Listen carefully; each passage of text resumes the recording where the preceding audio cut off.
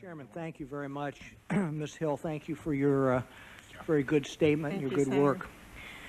Mr. Chairman, thank you for the opportunity to make some brief remarks at this very important public hearing. Let me also thank our witnesses who testified this morning. While none of us can really understand what you have been through, I have seen how tragic the events of September 11th have been for my own state director, a very good friend of mine, Barbara Skink. Barbara lost her husband, Doug Cherry, to the terrorist attacks. Before talking about what I hope comes out of these hearings, let me express a concern. I've been concerned from the outset of this investigation that the time deadlines under which this committee is operating would not be conducive to producing the product that we want. The artificial deadline, I believe, is making it extremely difficult to get the job done.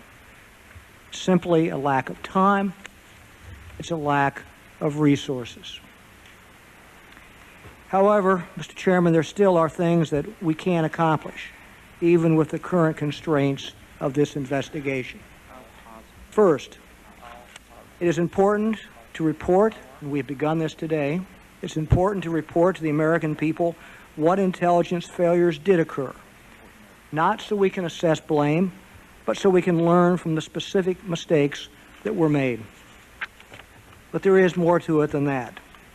Yes, we need to gather the facts and take time to examine what they mean with regard to what happened on September 11th. But we certainly cannot stop there. We also need to figure out what these facts tell us about the current structure of our overall intelligence community. What are the shortcomings? Where do we need reform? And I thought Mr. Push's testimony earlier was very excellent. And I thought he talked about some of the big picture issues that we're not going to resolve on this committee, but at least that we can begin to look at and begin that national dialogue about these issues. So I thought his testimony was particularly telling. I think, for example, Mr. Chairman, in investigating these issues, we must take a serious look at the role of the Director of Central Intelligence.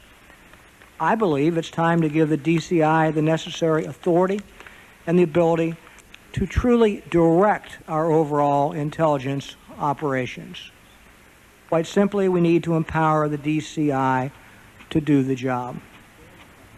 I believe we also must seriously examine the long-term resource issues that confront us, not just now, but over the long haul, over the next decade or 2 decades. Do we have the human resources available within the agencies themselves? Do we have the right technology and enough of it to get the job done in the new world that we live in? Do we have a long-term commitment to intelligence? I think we need to discuss that commitment and what we are looking at and make it very plain to the American people the sacrifices that are going to have to be made if that intelligence community is to do its job, and what kind of resources they need. And finally, I believe that we need to re-examine the Foreign Intelligence Surveillance Act, or the FISA statute, and determine what changes are needed to make sure we are getting the intelligence from this source to help prevent future attacks. FISA deserves and requires a great deal of attention and oversight from the Joint Committee, from the Senate and House Intelligence Committees, and frankly, from the entire Congress. We must focus our congressional duty for oversight, as we simply have not had, in my opinion, effective oversight since FISA was instituted approximately a quarter of a century ago.